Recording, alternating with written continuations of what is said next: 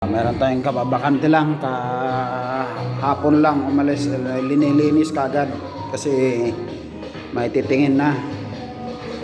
Maluwag ang kwarto nito. 4x4.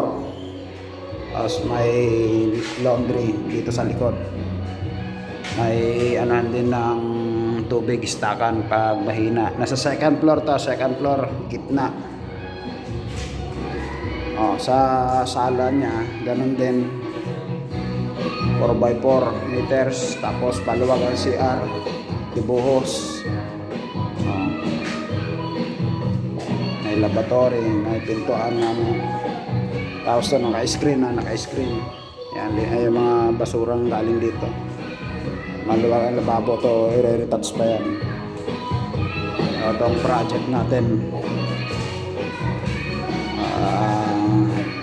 retouch lang, nagtapos to ngayong araw. 7.5 per month. Maluwag to, maluwag sa sa 4 na tao. Ito yung gagawin natin sa baba, gawin kwarto, 4 na kwarto na may CR bawat kwarto. Ano, isang unit gagawin natin 4 na kwarto with CR sa loob.